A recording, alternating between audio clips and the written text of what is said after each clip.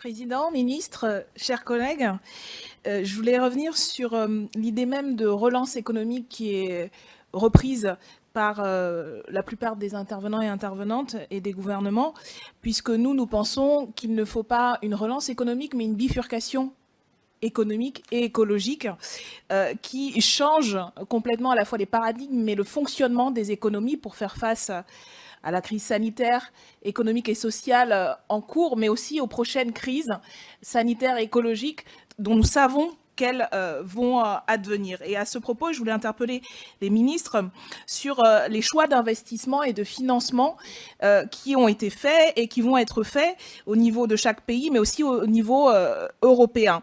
Je parle particulièrement des secteurs les plus polluants, les plus climaticides, le secteur aérien. En France et en Allemagne, les gouvernements ont choisi de soutenir ces secteurs, mais sans mettre des contraintes environnementales et sociales suffisantes pour que ces secteurs transitionnent vers une réduction des gaz à effet de serre.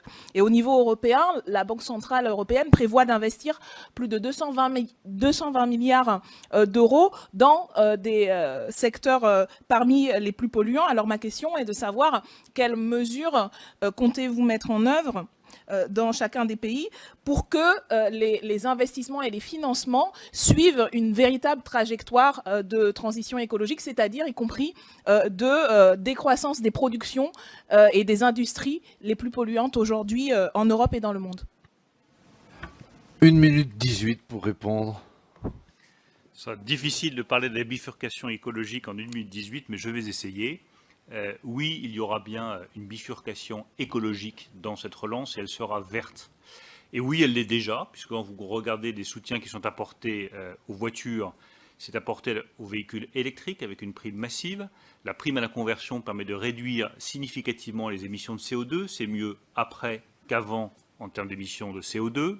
S'agissant du secteur aérien, nous sommes le pays qui a imposé les contraintes les plus strictes par rapport aux autres pays européens. Je rappelle que certains partis qui sont plus proches du vôtre, Madame la députée, dans d'autres pays européens, ont soutenu les compagnies aériennes sans imposer aucune condition environnementale. Nous l'avons fait avec la mise en place de carburants bio, d'une filière de carburants bio, l'objectif d'avoir un avion à hydrogène d'ici 2035 et la suppression des lignes intérieures lorsqu'il y a une alternative par le train à moins de 2h30.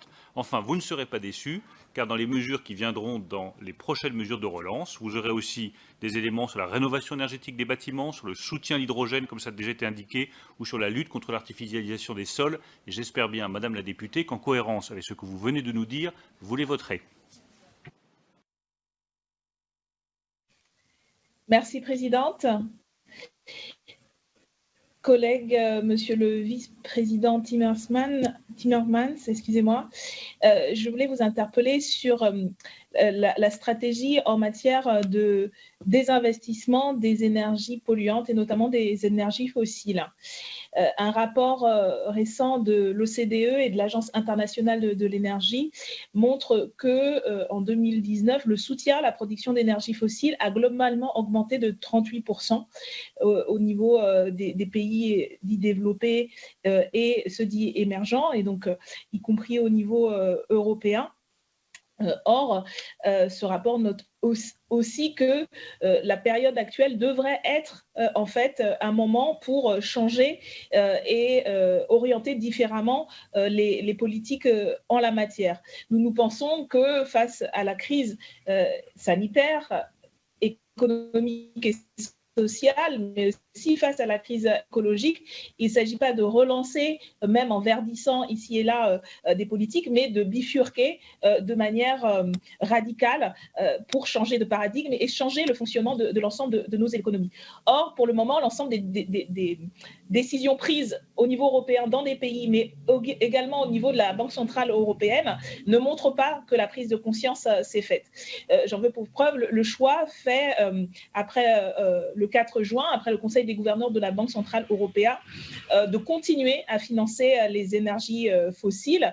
600 milliards d'euros de rachat d'actifs supplémentaires qui pourraient apporter jusqu'à 90 milliards aux entreprises les plus polluantes, comme le craignent les organisations non gouvernementales Reclaim Finance, Some of Us et 350.org. Et malgré les appels de ces nombreuses associations et de plusieurs élus à prendre en compte la question du climat et l'enjeu climatique dans la décision de rachat d'actifs, les gouverneurs n'ont pas fait évoluer la politique de la banque. Selon Greenpeace, les achats de la BCE auraient déjà apporté 7,6 milliards d'euros aux fossiles depuis le début de l'épidémie. Alors ma question est comment est-ce que dans le cadre du plan et de la stratégie dite de relance verte, qui nous semble insuffisante, mais nous pensons qu'on peut au moins essayer, on va voir ce que ça peut donner. Comment est-ce que vous comptez faire changer et intervenir pour le désinvestissement nécessaire dans ces énergies fossiles et de manière générale dans les secteurs les plus polluants? Par exemple déjà de l'hydrogène. Je crois que le désinvestissement dans l'énergie fossile, ça va très vite maintenant. Ça va très vite. Oui, il faudra des décisions par la Banque centrale européenne, une décision qui a déjà été prise par la BEI et autres investisseurs, mais je crois que c'est déjà un processus qui est en cours parce qu'ils voient qu'ils vont perdre ces effectifs s'ils investissent dans l'énergie du passé. Figurez-vous, l'énergie renouvelable est bon marché et coûte moins cher aujourd'hui que l'énergie traditionnelle.